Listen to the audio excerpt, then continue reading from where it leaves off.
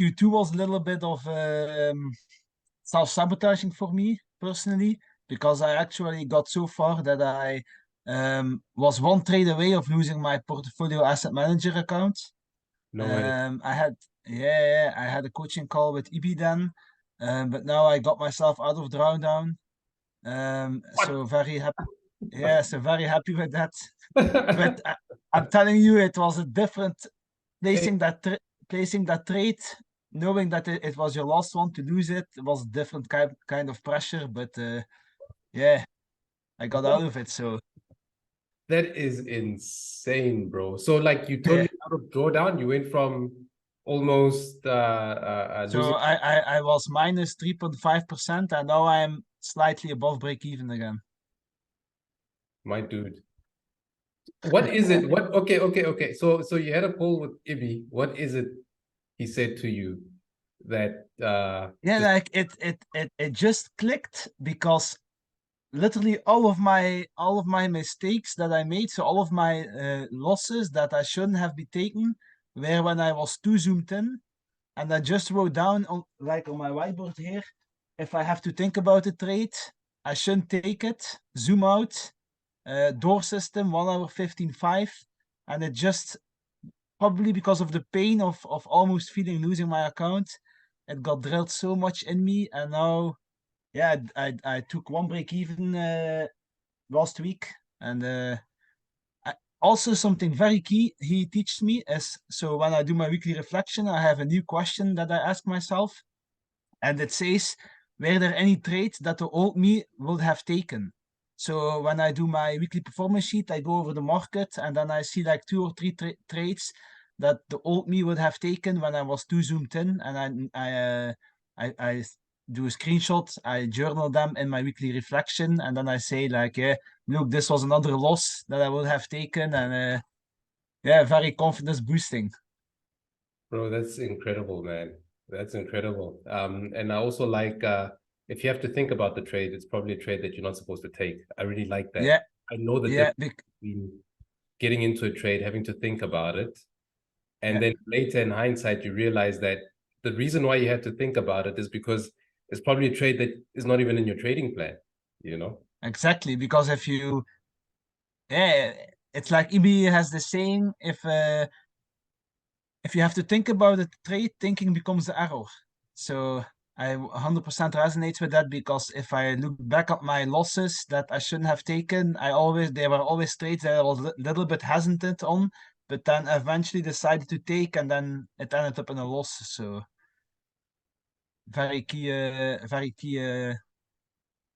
thing he said there.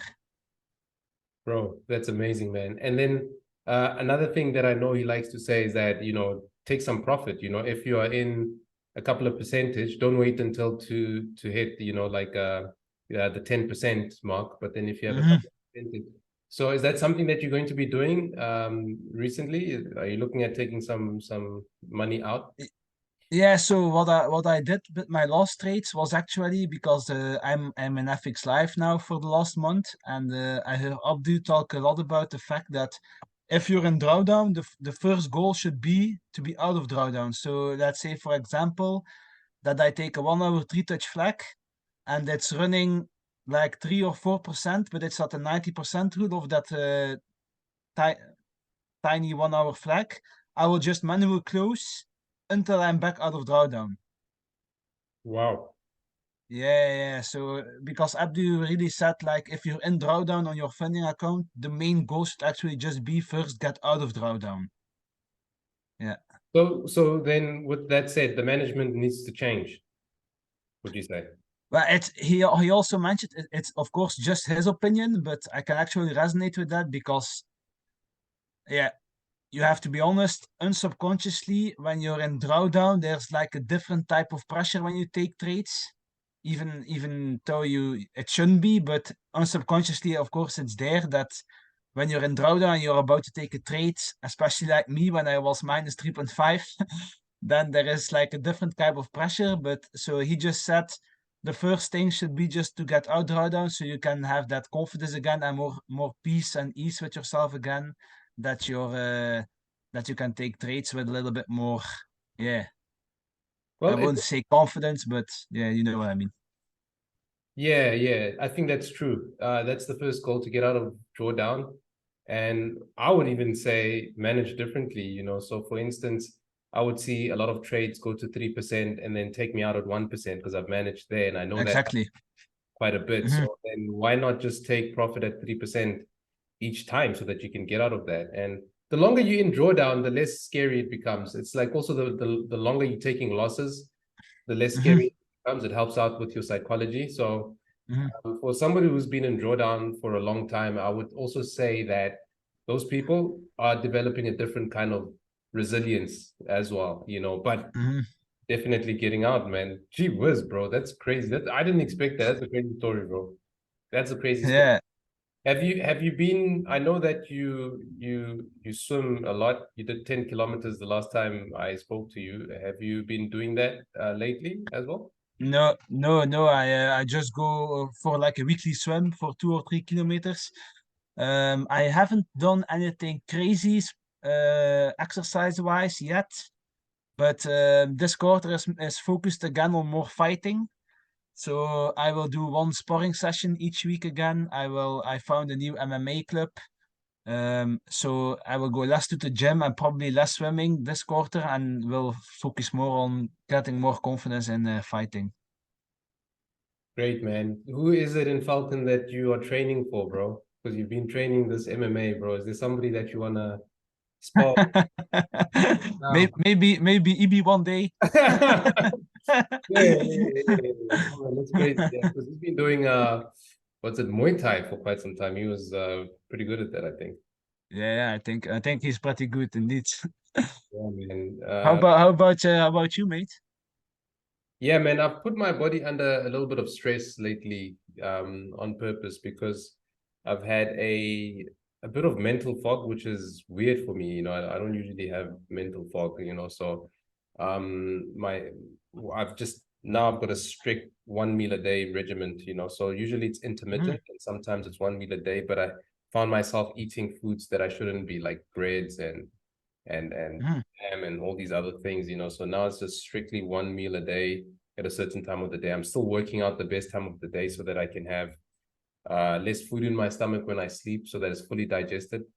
That will Mhm. allow me to have less or need less sleep as well, because I realized it's really hard for me to sleep early here, since I've arrived, you know. So that's about it. And then another thing that I'll be doing is every Monday. Oh yeah, from today I'll be eating soups only for the next couple of months, or mainly soups. And on Mondays I'll only have a fruit, like maybe like watermelon or whatever, just for gut health and making sure that my body is really cleansing itself, you know, because I really want to get to where I perform mentally. And one thing that I realized about my recent mental fog and low, I wouldn't say I've been in peak performance, but I realized that you can get to a certain stage whereby even though you're not in peak performance, you're still making the right decisions in the market. You're still making your profits. Mhm. I think the last 3 months have been my best months so far, actually. Um, Nice. even though my peak performance is a bit lower, you know. So that was a little bit of a learning, which makes me think about, is it perhaps the momentum that I've had beforehand, that momentum has now gotten me to the point where I am now with that, you know. So it's just a little thought around that momentum, yeah. Yeah, mate. One meal a day must be. Yeah, I think you probably got used to it eventually, but I think like yeah. So what do you eat then? Do you just eat soup that one meal?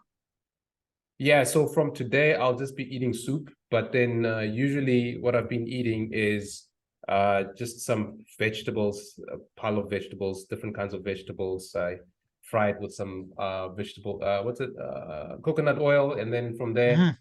I have rice, which I really shouldn't be eating so much rice. Usually it would be like a quinoa or something, but the rice is just so much easier. Quinoa is a lot of work, and basically Hmm. that, and then a smoothie after that, you know. So there's like some original Thai bananas which have seeds in them, so I know that they're good, and malako, which is papaya, you Yeah, know. yeah. throw a little bit of dates and walnuts into that, and it's just superb. Or sometimes it's just a an avocado. I just take an avocado, I blend that a little bit, some dates sometimes, and then that's it. That's what I would have. So no protein. Yeah, so the protein, interestingly enough, I would get that from broccoli, which I eat quite a bit.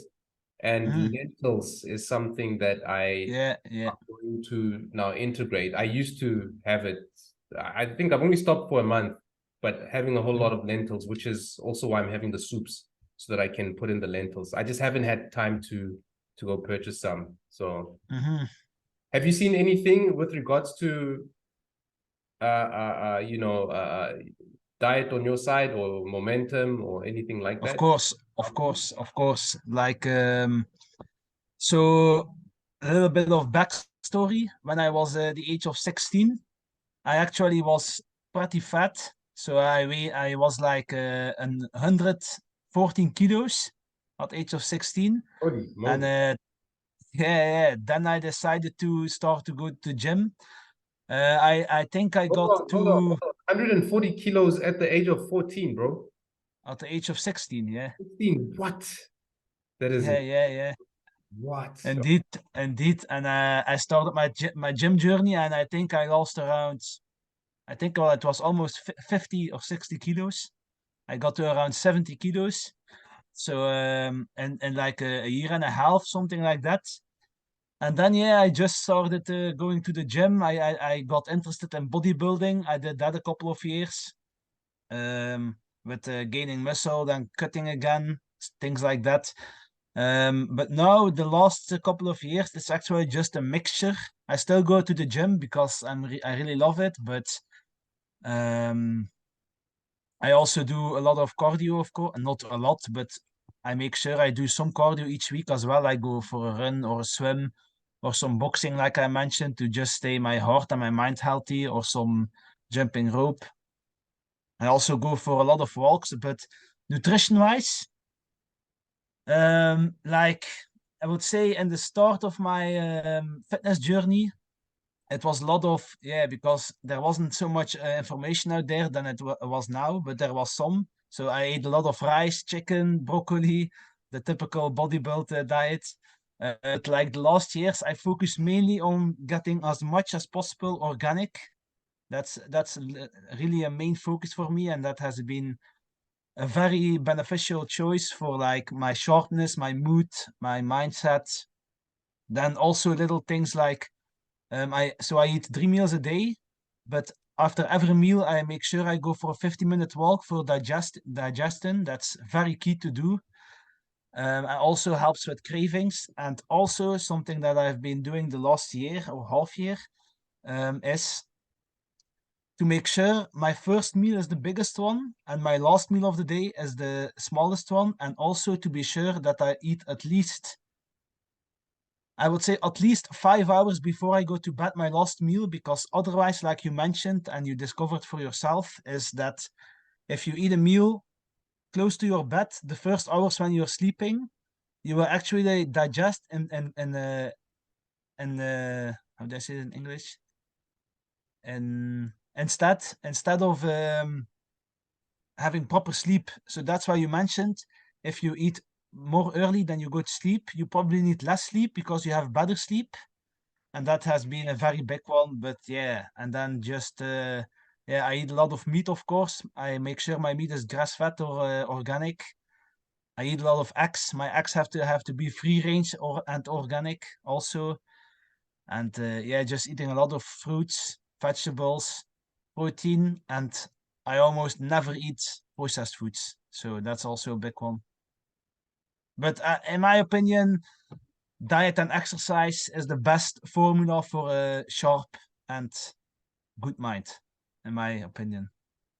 Yeah, bro. 100%, man. It's just incredible the turnaround that you've had, with your whole physique, because I would always say, when I'm chatting to my other accountability partners, that Bass is, if I would think about who is most like David Goggins in the community that I know about, it would be you, you know. So, but one thing I didn't know about you is, like David as well, you used to be a fat boy, and Yeah, indeed. to change that around, like, totally, that does something mentally. And I'm wondering if that kind of mental resilience and how particular you are with what you eat right now is something that translates into your trading and into your trading psychology as well. 100%, because I've noticed the years I'm trading also, when my diet is on point, my training is going very good. I make better decisions as a side effect. I feel better. I have better mood. It's just I can't stress this enough to everyone. Like, your diet and your exercise is so important for being in a good state of mind.